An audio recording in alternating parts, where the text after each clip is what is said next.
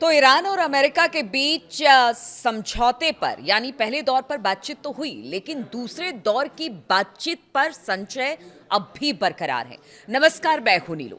Iran के साथ ceasefire समझौते पर बातचीत के लिए उपराष्ट्रपति जेडी वेंस आज यानी कि मंगलवार पाकिस्तान जा सकते हैं।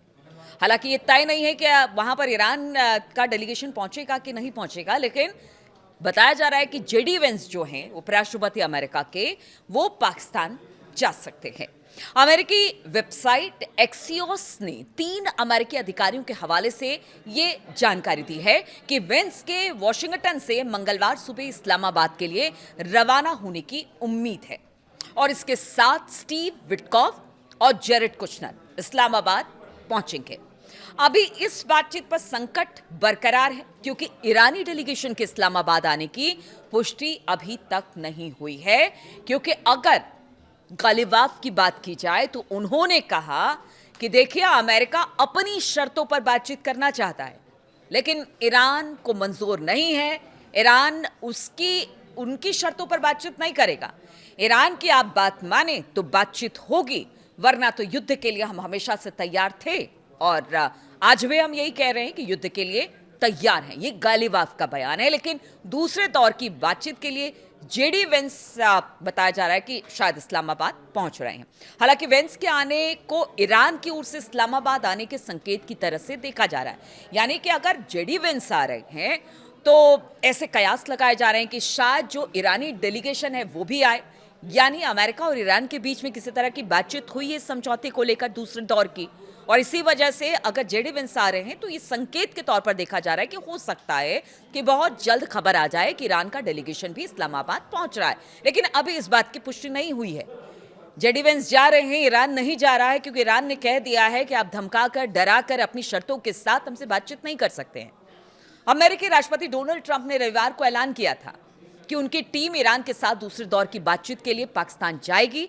उन्होंने शुरू में वेंस के पाकिस्तान ना जाने की बात कही थी, यानी आप समझिए कि अगर जेडी वेंस वहां जा रहे हैं तो कुछ बड़ा होने वाला है। यानी यहां से लगता है कि दूसरे दौर की बातचीत होगी, इसलिए लोग कयास लगा रहे हैं कि जो ईरान अब तक इस दूसरे दौर की बातचीत में शरीक ना होने की बात कह रहा है, हो सकता है कि जेडी वेंस के जाने के बाद वो भी बातचीत में शरीक हो। क्योंकि रविवार को जब बातचीत हुई थी और ट्रंप ने अपनी बात रखी थी, उस दौरान जेडी वेंस की कोई बात नहीं हुई थी। बाद में व्हाइट हाउस ने साफ किया कि अमेरिकी डेलीगेशन की अगुवाई वेंस की करने वाले हैं। अमेरिकी डेलीगेशन के पाकिस्तान जाने के दिन में भी बदलाव हुआ। ट्रंप ने पहले सोमवार को अमेरिकी प्रतिनिधि मंडल के जाने की बात कही थी, लेकिन अब मंगलवार का दिन सामने आया है। और मंगलवार का दिन इसलिए सामने आया क्योंकि ईरान ने तो साफ कह दिया कि वो दूसरे दौर की बातचीत नहीं करेगा। तो क्या इस बीच सोमवार से मंगलवार के बीच में किसी तरह की बातचीत ईरान और उनके डेलीगेशन के साथ हुई है? क्या आप आइए, बातचीत करिए, फिर देखेंगे कि आगे क्या होता है। इसीलिए कयास लगाए जा रहे हैं कि बातचीत अगर नहीं होती तो फिर वेंस क्यों जाते। वेंस जा रहे हैं यानी बातचीत हो रही है। चलिए हम ऐसा मान के चलते हैं कि शायद ये दूसरे दौर की बातचीत हो, और ऐसा सब चाहते हैं। वेंस ऐसे समय में पाकिस्तान जा रहे हैं जब ईरान अमेरिका का सीजफायर खत्म होने वाला है।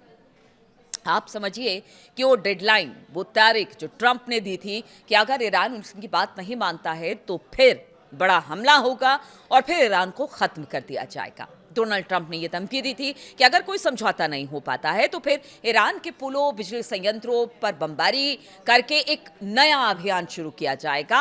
और इस्लामाबाद में बातचीत में प्रगति होती है तो कम से कम सीज फायर के आगे बढ़ने की उम्मीद है। इसीलिए पूरी दुनिया चाहती है कि बातचीत आगे बढ़े और बातचीत सकारात्मक हो।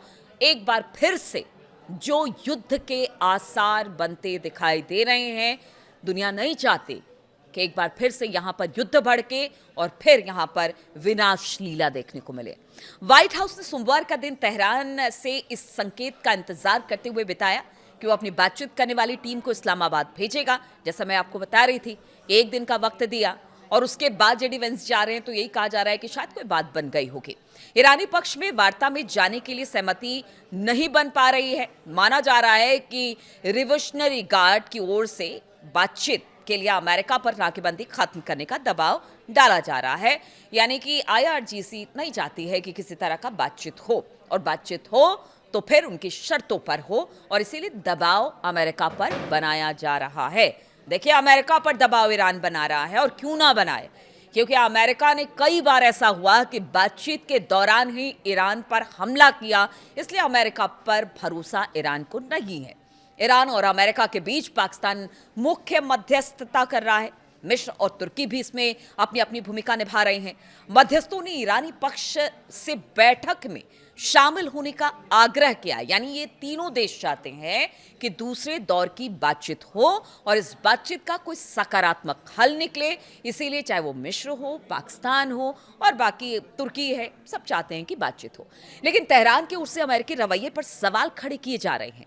ईरान का कहना है कि धमकी और दबाव से उनको नहीं झुकाया जा सकता है, यानी कोई भी आ जाए, लेकिन धमकी बर्दाश्त नहीं की जाएगी ईरान की तरफ से। उनका कहना है बातचीत आप करिए, बातचीत करिए, अपनी बात रखिए, हमारी बात सुनिए, लेकिन एक तरफा जो दादागिरी है ना ट्रंप की, वो बर्दाश्त नहीं की जाएगी। और इसी बात का दबाव बनाने की कोशिश अमेरिका पर IRGC भी कर रहा है, ईरान कर रहा है कि आप हमारी बात सुनिए। आप एक तरफा अगर ये चाहेंगे कि आप अपनी बात रखें, हम अपनी बात नहीं रखें, तो फिर हम युद्ध के लिए तैयार हैं, और युद्ध के लिए हम हमेशा से तैयार हैं। पाकिस्तान लगातार अमेरिका और ईरान के संपर्क में है। इस दौरान हमने देखा पहले दौर की बातचीत से लेकर अब तक, और इस दौरान व्हाइट हाउस से भी बातचीत हुई है असीम मुनीर की। हमने वो भी देखा था कि किस तरह से वो कोशिश कर रहे हैं कि किसी तरह से बातचीत आगे बढ़े। अमेरिका और ईरान की दूसरे दौर की वार्ता के लिए पाकिस्तान में बड़े पैमाने पर इस वक्त तैयारी चल रही है। देखिए, ईरान का डेलीगेशन आएगा कि नहीं आएगा, लेकिन अमेरिका आ रहा है तो फिर पाकिस्तान भाई तैयारी में पीछे कैसे रह सकता है, इसलिए तैयारी बड़े पैमाने पर चल रही है। पाकिस्तानी सुरक्षा बलों की रावलपिंडी से इस्लामाबाद तक भारी संख्या में तैनाती की गई है, और ईरान और अमेरिका के डेलीगेशन के बीच पहले दौर की बातचीत इस्लामाबाद में बीते हफ्ते शनिवार शाम से रविवार तक, यानी 11 से 12 अप्रैल हुई थी। ईरान और अमेरिका के बीच बीते हफ्ते 21 घंटे तक चर्चा हुई थी, लेकिन कोई नतीजा नहीं निकल सका। पहले दौर की बेनतीजा चर्चा के बाद ईरान और अमेरिका के प्रतिनिधिमंडल अब एक बार फिर से इस्लामाबाद में मिलने की उम्मीद जताई जा रही है कि शायद पहुंचेंगे। जेडी वेंस के तो आने की बात हो गई है, लेकिन ईरान का डेलीगेशन आएगा कि नहीं, उस पर बड़ा क्वेश्चन मार्क अब भी लगा हुआ है। ईरान की ओर से एक बार फिर बाघे गालिबाफ और अब्बास अराक्ची डेलीगेशन का नेतृत्व कर सकते हैं, लेकिन अगर आप समझिए कि अगर गालिबाफ ये कह रहे हैं कि आप दादागिरी नहीं करिए, धौंस दिखाकर आप बातचीत नहीं करिए, उन्होंने ऐलान कर दिया है कि हम युद्ध के लिए तैयार हैं, आइए युद्ध करिए हमसे, तो अब उसी डेलीगेशन का जो नेतृत्व है यही दोनों कर रहे हैं। तो अब देखना होगा बातचीत कितनी सकारात्मक रहती है, क्योंकि पहले दौर की बातचीत के बाद अमेरिकी जो जहाज था, खबर आपने भी देखी होगी कि किस तरह से उन्होंने ईरानी जहाज पर फायरिंग की और चिताने की कोशिश की, फिर ईरान ने भी अमेरिकी वॉरशिप पर हमला किया। तो देखिए, ये जो आग है ना धीरे धीरे सुलग ही रही है। माहौल जो है अब भी टेंशन भरा है। जिस तरह से अगर अमेरिकी नाकेबंदी की बात की जाए, ईरानी जहाज को गुजरने नहीं दिया जा रहा, उनको पकड़ लिया जा रहा है, गोलीबारी की जा रही है।